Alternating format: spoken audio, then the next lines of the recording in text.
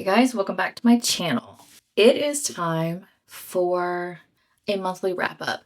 So we are going to be going through all of the books that I read in the month of October.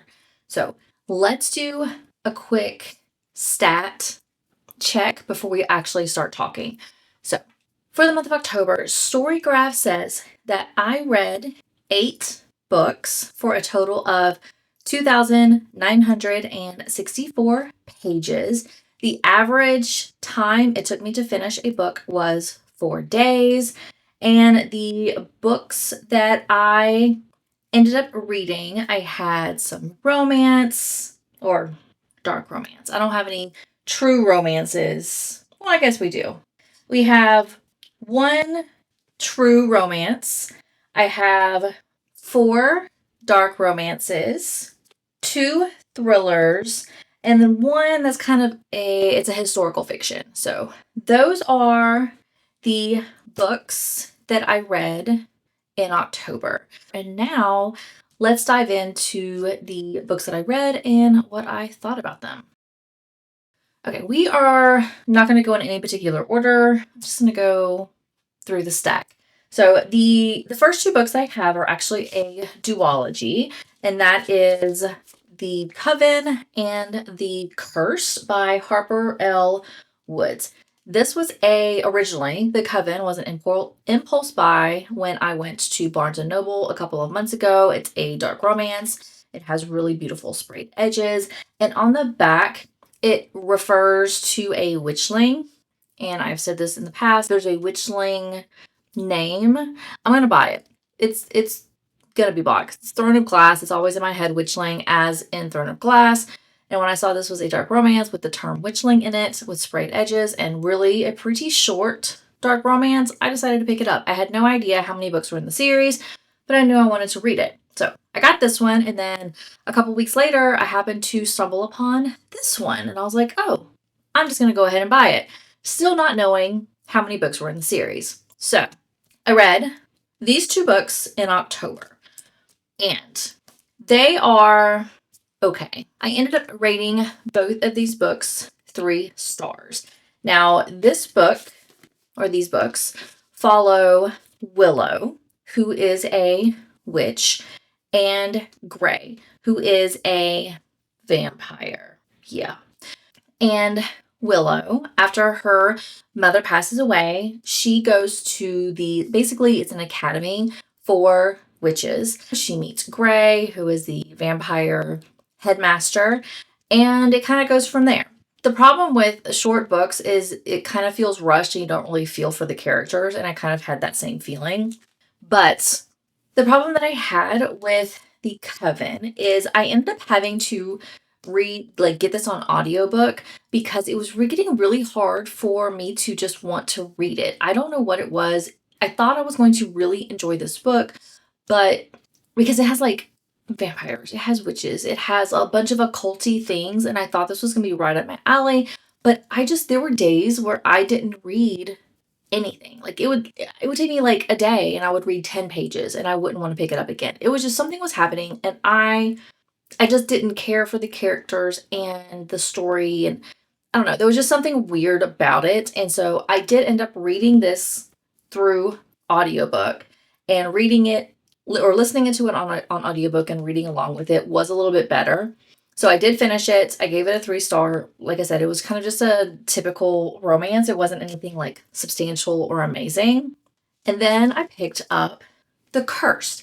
Now, The Curse, I thought, and I did through the majority of the book, I liked this much more than this, because things were happening, the story was like unfolding, there was just a lot going on.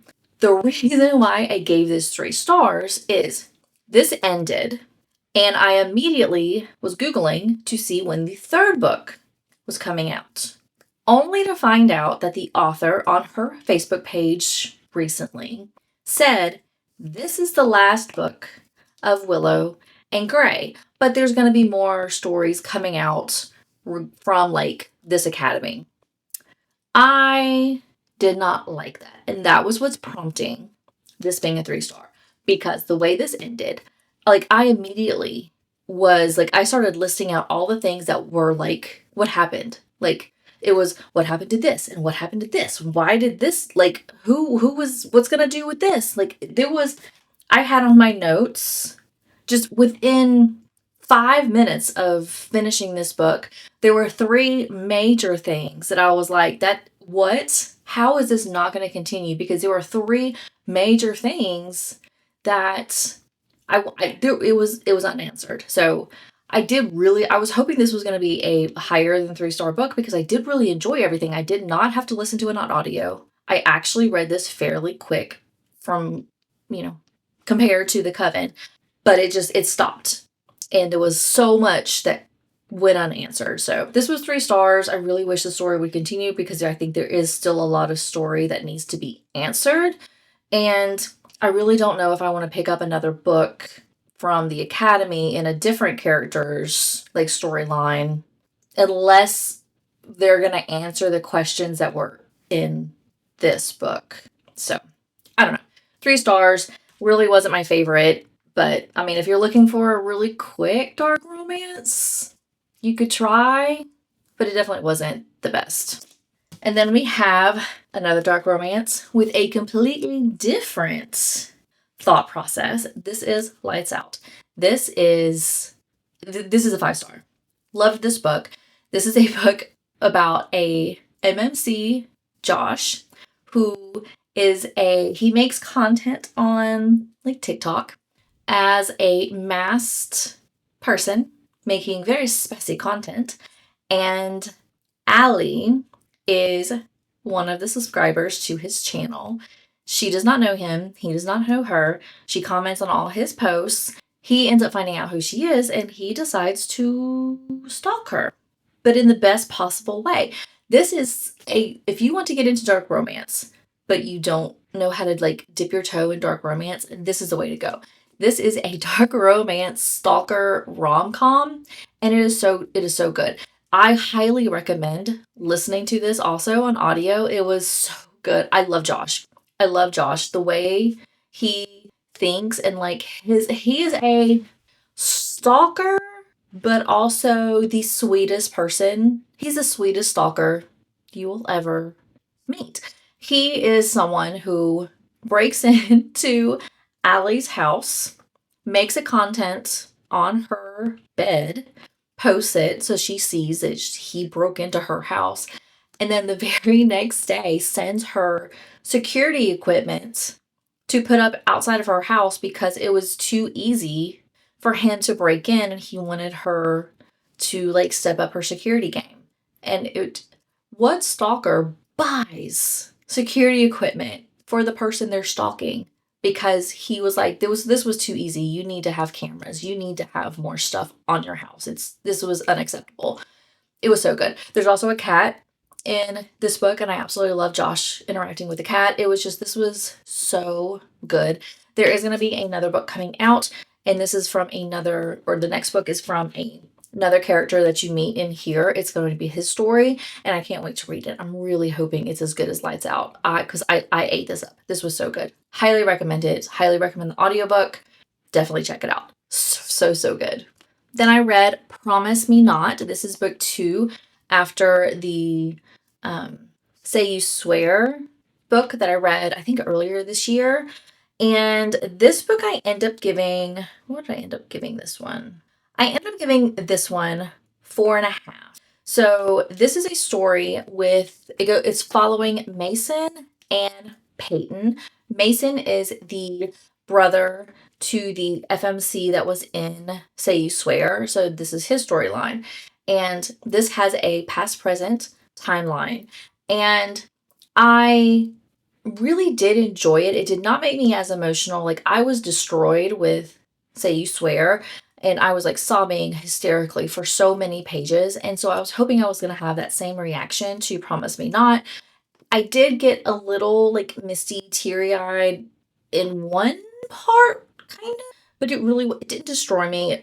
I thought it would, honestly, between some of the stuff that went on in this book. I thought it was going to be very sad, but I didn't get that emotional reaction out of me.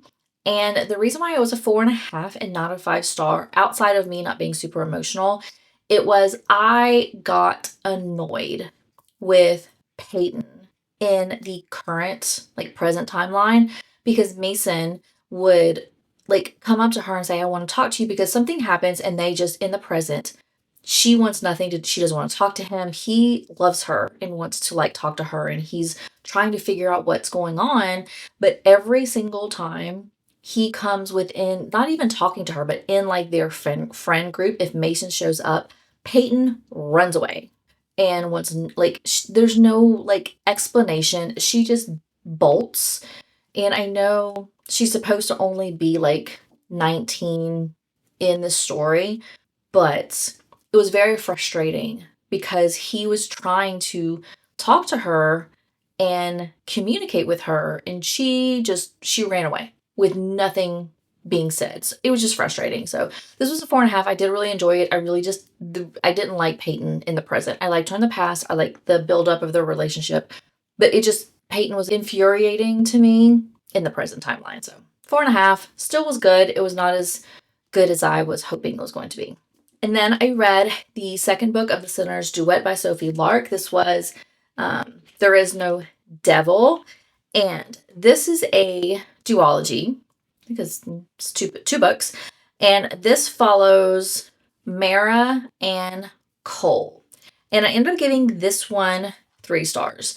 I think I liked the first book so much better because this is a dark romance. And in the first book, Cole he does things because it's a dark romance. He does things that is not what normal human beings should do.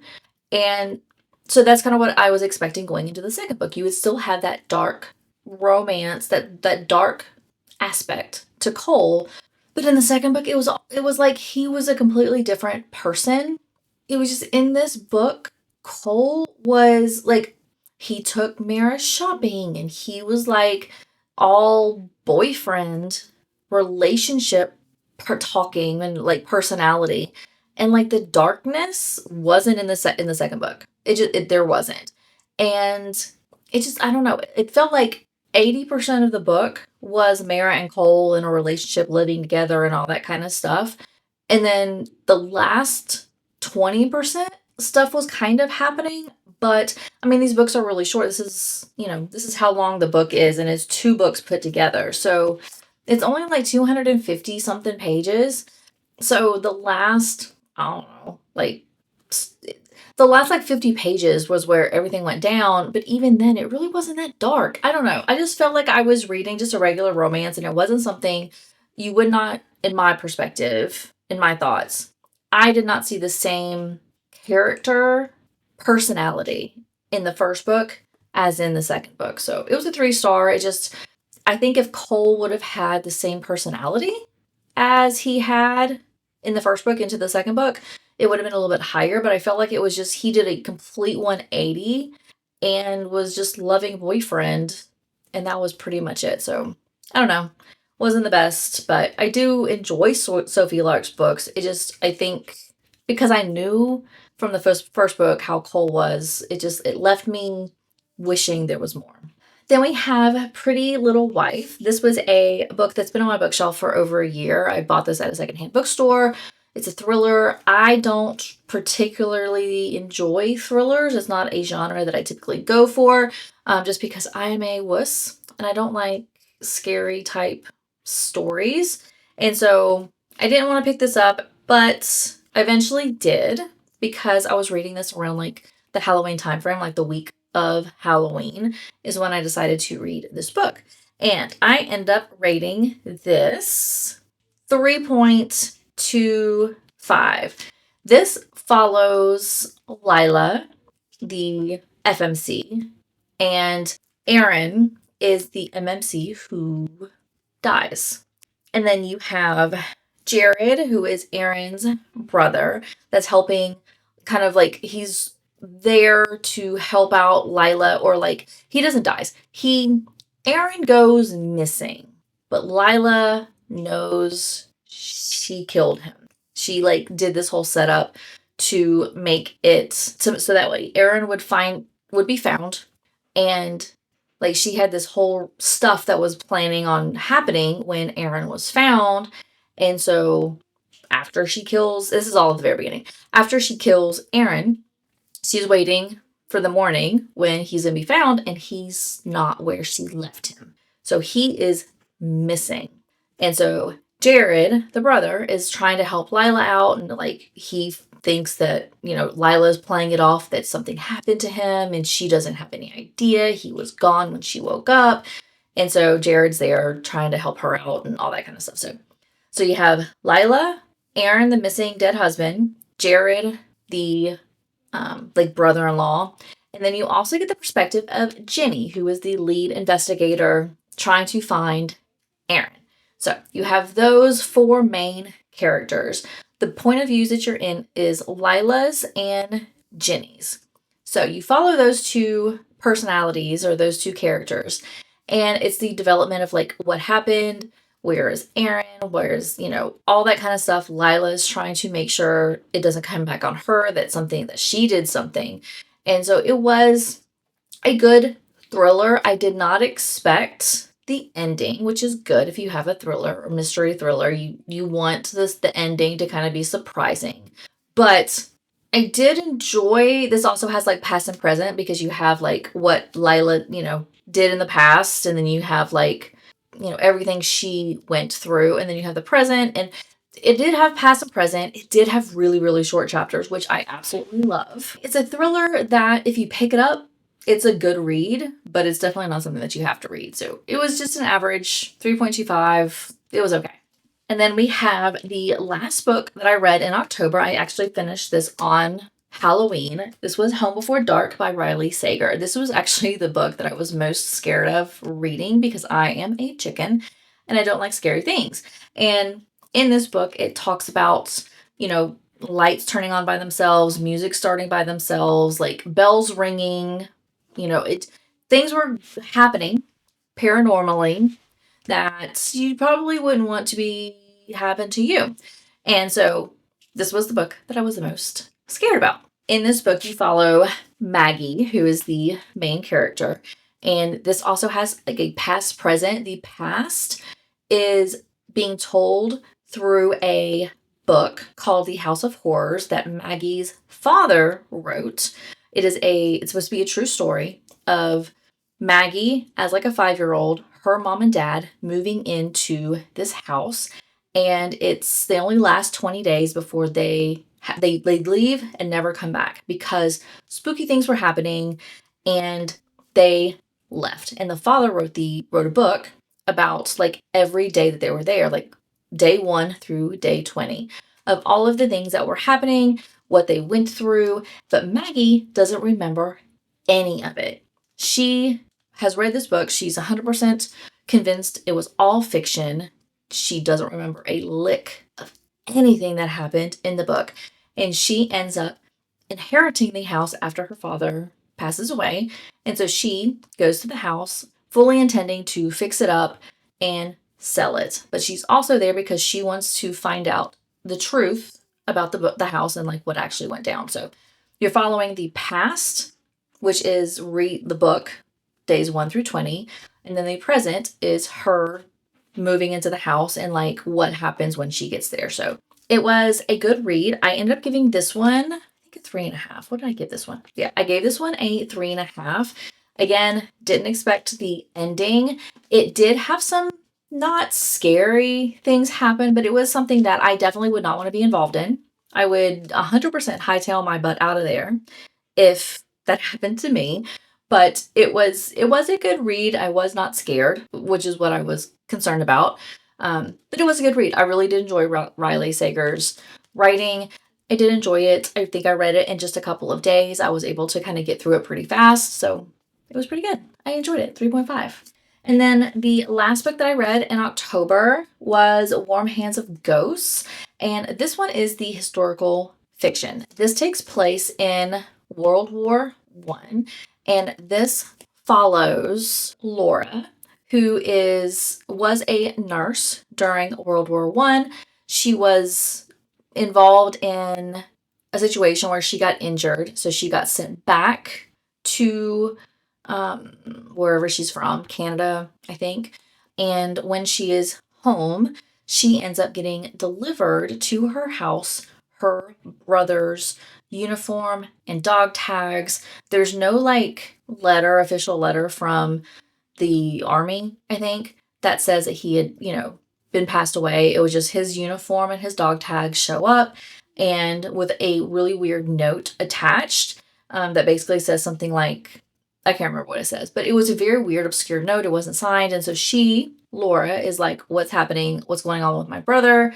She, doesn't know if he's dead, what happened to him. So she decides she's going to go back to the war, and she has a friend who owns or is like managing a nursing, like a hospital over in the war zone. So she goes back to work as a nurse in the war zone, but also while she's there, she wants to find out what happened to her brother. So she goes there, and then you get the past timeline of her brother, Freddie, and Freddie meets Winter, who is like a German, and Freddie and Winter are kind of thrown together and have to basically help each other out to live through the situation that they were in. So you get the past of Freddie and Winter, and then you get the present of Laura, and you get all of the like what she's finding and like what happened. So I ended up giving this 3 stars. I did really enjoy Laura and Freddie and Winter's storyline, but the reason why I ended up giving this a 3-star was there was a whole other situation. There's another character, Farland, who gets thrown into the book and has a whole other little thing going on in that storyline. But I think if the book would have focused on Laura, Freddie, and Winter, and Laura, like the past Freddie and Winter, slowly building up to the present of Laura finding them, I think I would have enjoyed this.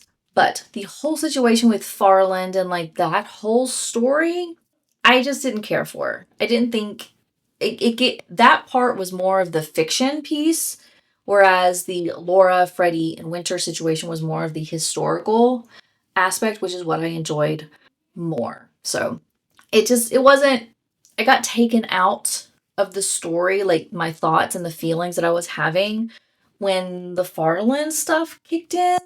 It kind of took me out of it. I don't know. It was just not my favorite. So it was 3 stars. I think it would have definitely been much higher if it would have just stuck to the historical piece and not dove so much into fiction with Farland. I don't know. I just didn't care for it. So 3 stars, Warm Hands of Ghosts. And that is all of the books that I read in the month of October.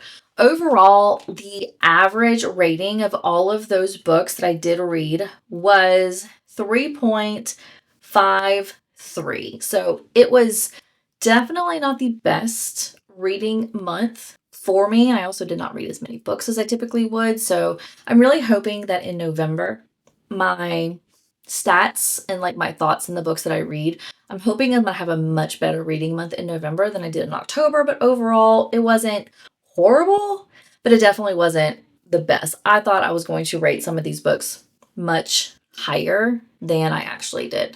So that is my October wrap up. Thank you so much for watching. If you have not subscribed, please make sure you do so. I would greatly appreciate it. And I will see everybody in my next video.